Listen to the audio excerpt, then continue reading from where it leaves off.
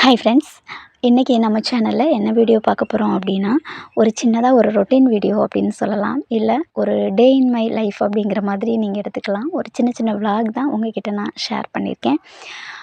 எப்பயும் போல் நம்மளோட காலை பொழுது காலையில் ஒரு 4:30க்கெல்லாம் ஆரம்பித்து அழகாக மங்களகரமாக ஒரு கோலத்தோடு இன்றைக்கி நம்ம வீடியோ எப்பயும் போல் ஸ்டார்ட் ஆகிருக்கு. வீட்டுக்குள்ளே பசங்க தூங்கிட்டுருக்காங்க. அவங்கள டிஸ்டர்ப் பண்ணிடாம நம்ம எல்லா வேலைகளையுமே ரொம்ப மெதுவாக பார்க்கணும். அவங்க எந்திரிச்சிட்டாங்க அப்படின்னா சின்னது வேலை பார்க்கவே விடாது. வீடியோவோட டைட்டில் பார்த்துட்டு ரொம்ப ஹாப்பியாக வீடியோக்குள்ளே வந்திருப்பீங்க அப்படின்னு நம்புகிறேன். ஆமாம் ஃப்ரெண்ட்ஸ், இன்றைக்கி ஃபஸ்ட்டு டே அம்மா வீட்டில் வந்து வேலை ஸ்டார்ட் பண்ண போகிறோம். அந்த சென்ட்ரிங் கம்பியெல்லாம் கட் பண்ணுவாங்களாம். அந்த பில்லருக்காக எல்லாம் ரெடி பண்ணி வைக்கிறது. அதுக்காக இன்றைக்கி ஃபஸ்ட்டு வீட்டு வேலையோட ஸ்டார்டிங்காக ஆள் வர்றாங்க. அதுக்கு முன்னாடியே வந்து அதுக்கான கம்பி, 1.5 ஜல்லி, 3/4 ஜல்லி இதெல்லாம் இறக்க சொன்னாங்க. அதெல்லாம் இறக்கியாச்சு. அந்த நான் வந்து போகிறதுக்கு முன்னாடியே அவங்க வேலை ஆரம்பிச்சிட்டாங்க. நான் இங்கேருந்து பஸ் பிடிச்சி போகிறதுக்கு முன்னாடியே அந்த பில்லர் மட்டும் செட் பண்ணி வைக்கிறாங்க இன்றைக்கி. அப்புறம் தான் வந்து அந்த குழி எடுத்து போஸ்ட்டு ஊன்றதுக்காக அடுத்த வேலை அப்படின்னு சொன்னாங்க. இந்த ஒரு வியூவெல்லாம் பார்க்கும்போது மனதுக்கு அவ்வளோ ஹாப்பியாக இருந்துச்சு. ஏன்னா எங்கேயோ ஒரு இடத்துல நம்ம பார்த்துருப்போம். ஆனால் நமக்கு நம்ம வீட்டில் இந்த வேலையெல்லாம் நடக்குது, இந்த பொருளெல்லாம் இருக்குது, நமக்கு நடந்துகிட்ருக்கு அப்படிங்கும்போது மனதுக்கு ரொம்பவே ஹாப்பியாக இருந்துச்சு. இதை பாருங்களேன், எவ்வளோ அழகா முளைச்சி வந்துருச்சுன்னு. ஏன்னா நான் இதை இப்படி ஃபஸ்ட் டைம் இப்போ தான் பார்க்குறேன். மற்ற இடத்துக்குலாம் நம்ம போனால் தச்சை செய்ய போயிட்டு உடனே வந்துருவோம்ல. அப்புறம் இப்படி வளருங்கிறத நான் பார்த்ததில்ல. தண்ணி ஊற்றுனீங்களா பெரியம்மான்னு கேட்டேன். இல்லைல்ல 5 குடம் 7 குடம் அவங்க கணக்கு பண்ணி ஊற்றுனதாம்ப்பா. அப்புறம் தண்ணியெல்லாம் ஊற்றக்கூடாது, நான் ஊற்றலை அப்படின்னு சொன்னாங்க. அந்த ஈரம் இருந்துக்கிட்டே பாருங்கள் எவ்வளோ அழகா வளர்ந்துருக்குன்னு. மழை கூட பெய்யல, ஆனால் பரவாயில்ல, நல்லா சூப்பராக இருந்துச்சு அந்த இடம். ஆனால் நல்ல வெயில், எனி டைம் அந்த இடத்துல வெயில் அவ்வளோ இருந்துச்சு.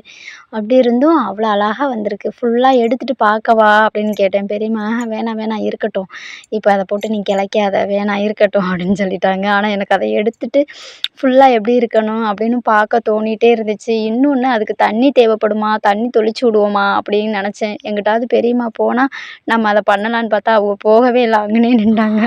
அப்போல்லாம் வந்து இது ஒரு புக்கில் நான் படிச்சிருக்கேன்.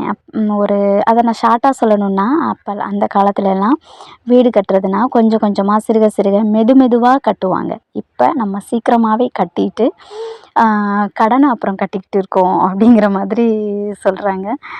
உண்மை தானே, நம்ம டக்கு டக்குன்னு வேலை முடிக்கணுங்கிறனால அங்கங்கே லோனை போட்டு வீட்டை கட்டிட்டு அப்புறமா உட்காந்து மெதுவாக கடனை கட்டிகிட்ருக்கோம். அன்றைக்கின்னு எனக்கு வந்து வேலை வெளியில் ஆஃபீஸ் வர சொல்லியிருந்தாங்க. யூனியன் ஆஃபீஸ் ஒரு மீட்டிங் இருந்தது. அதனால் அடுத்து என்னால் அங்கே நிற்க முடியலை. அவங்களுக்கு தேவையான கூல்ட்ரிங்க்ஸு, பால் பாக்கெட்டு இதெல்லாம் வாங்கி பெரியம்மாட்ட கொடுத்துட்டு, ஏன்னா நமக்கு அங்கே என்ன ஒர்க் இருக்குது, அவங்க அதை பார்க்க போகிறாங்க, நமக்கு என்ன அப்படின்னு சொல்லிவிட்டு பெரியம்மாட்ட சொல்லிவிட்டு நான் அப்போவே வந்து நான் கிளம்பிட்டேன். ஒரு கிலோமீட்டர் இருக்கும் வீட்டுக்கும் பஸ் ஸ்டாண்டுக்கும். அப்படியே நடந்து பஸ் ஸ்டாண்டுக்கு வந்துடுறோம் அப்படின்னு சொல்லிட்டு வேலை ஆரம்பிச்சிட்ருந்தாங்க. அப்படியே லைட்டாக மழை தூறிக்கிட்டே இருந்துச்சு. அப்போ நானாக நினச்சிக்கிட்டேன், சரி நமக்கு கடவுள் வாழ்த்து சொல்கிறாரோ அப்படின்னு. அப்படியே மெதுவாக நடந்து வந்துக்கிட்டே இருந்தேன். நான் படித்த ஸ்கூலு, நான் முன்னாடியெல்லாம் நடந்து போகிற அந்த பாதைகளையெல்லாம். அப்புறம் முன்னாடியெல்லாம் என் பாட்டில் போவேன். இப்போ எங்கேனா எந்தாவது வீடுகளை பார்க்கும்போதெல்லாம் எப்படி ஜன்னல் வச்சுருக்காங்க, எப்படி பெயிண்டிங் பண்ணியிருக்காங்க, எந்த மாதிரி போர்ட்டிகால் இருக்குது, மாடிப்படி எப்படி போட்டிருக்காங்க, இப்படி பார்த்துட்டே இருக்கேன். என்னோடய இத்தனை வருஷம், அதாவது ஒரு 31 வயசில் நான் இந்த மாதிரி திங்க் பண்ணதே கிடையாது.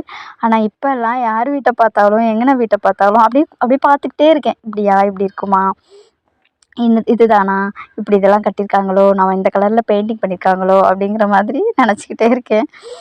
அந்த திங்கிங் ஓடிட்டே இருக்குது. அப்புறம் ஆஃபீஸ் போயிட்டு மீட்டிங்கெல்லாம் முடிச்சுட்டு வீட்டுக்கு கொஞ்சம் திங்ஸ் எல்லாம் வாங்க வேண்டியது இருந்துச்சு. அதையெல்லாம் வாங்கிட்டு அப்படியே வீட்டுக்கு வந்தாச்சு. நீங்கள் மட்டும்தானே போனீங்க, எப்படி வீடியோ எடுத்தீங்க அப்படின்னு நினைக்கலாம். ஃபஸ்ட் டைமாக இப்படி வெளியில் போகும்போது வீடியோ எடுத்திருக்கு. என்னோடய ஃப்ரெண்டு ஒருத்தி அங்கே மீட் பண்ணால், அவள்கிட்ட கொஞ்சம் நேரம் பேசிகிட்டு இருந்தேன். அப்போ அவள் தான் சொன்னால், நான் வீடியோ எடுக்கிறேன், நீ எப்படி லைட்டாக நடந்து போ அப்படின்னு. சரின்னு சொல்லிவிட்டு அவள் அப்படி எடுத்துகிட்டு வந்தாள். அப்புறம் வீட்டுக்கு வந்தாச்சு. இது நைட்டு. என்னோடய ஹஸ்பண்ட் ஒரு 9:30 10 மணி போல் வந்தாங்க. வந்த பிறகு பெரியவன் உடனே தூங்கிடுவான். ஆனால் சின்ன பையன் அவங்க அப்பா வர வரைக்கும் முழிச்சு உட்காந்துக்கிட்டே இருப்பான். அவங்க வந்த உடனே கொஞ்ச நேரம் அவங்களோட பேசிட்டு விளையாண்டுட்டு, அவங்களுக்கு தூங்கினா தான் சின்னதுக்கு திருப்தி. அப்புறம் வாங்கிட்டு வந்த பழத்தெல்லாம் அவங்க கட் பண்ணி கொடுத்தாங்க. அவனுக்கு அன்னாச்சி பழம் அப்படின்னா ரொம்ப பிடிக்கும் ஷர்வினுக்கு. அதோட சாப்பிட்டாங்க. லாஸ்ட் டைம் போட்டிருந்தேன் அந்த வீடு தச்சு செய்கிற வீடியோ போட்டிருந்தப்ப நிறைய ஃப்ரெண்ட்ஸ் வந்து எனக்கு விஷ் பண்ணியிருந்தீங்க. ரொம்ப சந்தோஷங்கிற மாதிரி கமெண்ட் பண்ணியிருந்தீங்க. என்னவோ நாங்களே வீடு கட்டுற மாதிரி எனக்கு அவ்வளோ ஒரு ஹாப்பியாக இருக்குது அப்படின்னு சொல்லிட்டுலாம் கமெண்ட் வந்துருந்துச்சு. அதுலேயும் எனக்கு அட்வைஸ் பண்ணுற மாதிரி பெரியவங்க ஸ்தானத்தில் இருந்து ரொம்ப கவனமாக பொறுமையாக பொறுப்பாக கட்டுங்க, ஒவ்வொரு விஷயத்தையும் நல்லா கவனமாக தெரிஞ்சு கேட்டு கட்டுங்க அப்படிங்கிற மாதிரியும் கமெண்ட் பண்ணியிருந்தீங்க. அப்புறம் நிறைய பேர் நாங்களும் கவர்மெண்ட் வீடு கட்டியிருக்கோம்க்கா, எக்ஸ்ட்ரா 4 லட்ச ரூபாய் கிட்ட வந்துச்சு, எல்லா ஒர்க்கும் முடித்தோம் அப்படிங்கிற மாதிரியும் கமெண்ட் பண்ணியிருந்தீங்க. அத்தனை ஃப்ரெண்ட்ஸ்க்குமே ரொம்பவே நன்றி.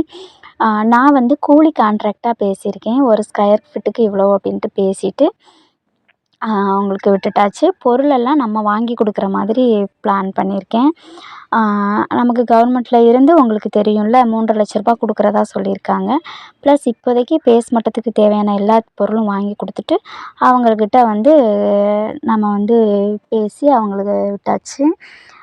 அதுக்கிடையில் நான் என்ன நினச்சிருக்கேன்னா, இப்போதைக்கு நம்ம வந்து டைல்ஸ் ஒர்க்கு, அடுத்து வந்து இந்த ப்ளம்பிங் ஒர்க்கு, மேலே வந்து இந்த மாதிரி எக்ஸ்ட்ரா நிறைய ஒரு வீடுனா நிறைய விஷயங்கள் வந்து நம்ம எக்ஸ்ட்ரா செலவு பண்ணுற மாதிரி இருக்கும்ல, அந்த மாதிரி விஷயங்களெல்லாம் விட்டுட்டு இப்போதைக்கு வீட்டை மட்டும் அழகாக நீட்டாக கட்டி பூசிட்டு நம்ம வந்து முடிச்சிட்டோம் அப்படின்னா அந்த ப்ராசஸ் எல்லாம் முடிஞ்சிடும். அதுக்கு பிறகு நம்ம வீட்டுக்குள்ளே உள்ள தேவை அப்போ நமக்கு அவங்க கொடுக்குற அமௌண்ட்டும் ப்ளஸ் மேக்ஸிமம் நம்மள்ட்ட இருக்கிற லோனுக்குள்ளே உள்ள அமௌண்ட்டுக்குள்ளேயுமே நம்ம முடிச்சிட்டோம் அப்படின்னா வீடு கட்டுறதுக்குள்ளே நம்மளோட மந்த்லி கட்ட போகக்கூடிய லோன் அமௌண்ட்டுமே முடிஞ்சிடும்.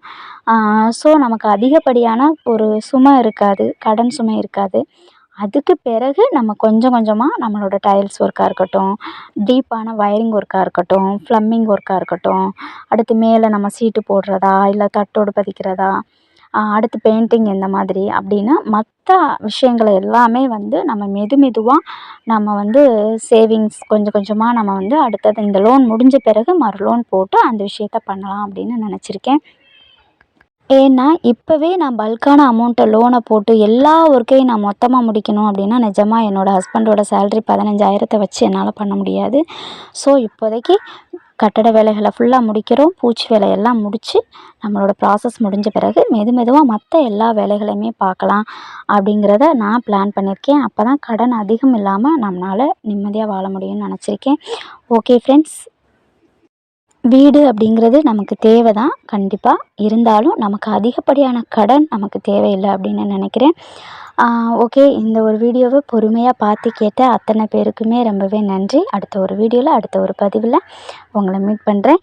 தேங்க்யூ ஃபார் வாட்சிங் ஃப்ரெண்ட்ஸ். தேங்க்யூ. அடுத்ததாக வீடு எப்படி அவங்க பில்லர் போடுறாங்க, அஸ்திவாரத்துக்கான அந்த குழியெல்லாம் எப்படி தோன்றாங்க அப்படிங்கிறத உங்ககிட்ட நான் ஷேர் பண்ணுறேன். உங்களோட பிளெஸ்ஸிங்ஸ் எனக்கு எப்போவுமே இருக்கணும். நிச்சயமாக அந்த ஒன்று தான் என்னோடய லைஃப்பில் எப்பயுமே என்னை வந்து நல்ல ஒரு வழிக்கு எடுத்துகிட்டு போகும் அப்படின்னு நம்புகிறேன். அத்தனை ஃப்ரெண்ட்ஸ்க்குமே திருப்பி ஒரு தடவை ரொம்பவே நன்றி. தேங்க்யூ ஃபார் வாட்சிங் ஃப்ரெண்ட்ஸ். தேங்க்யூ. இது என்னோடய 2 குட்டி வாண்டுங்களும் செஞ்ச வேலை எப்படி இருக்குது அப்படின்னு பாருங்கள். வீடியோவை பார்க்குறதோட மட்டும் இல்லாமல் எனக்காக லைக் பண்ணி கமெண்ட் பண்ணுற அத்தனை ஃப்ரெண்ட்ஸ்க்குமே திருப்பி ஒரு தடவை தேங்க்யூ.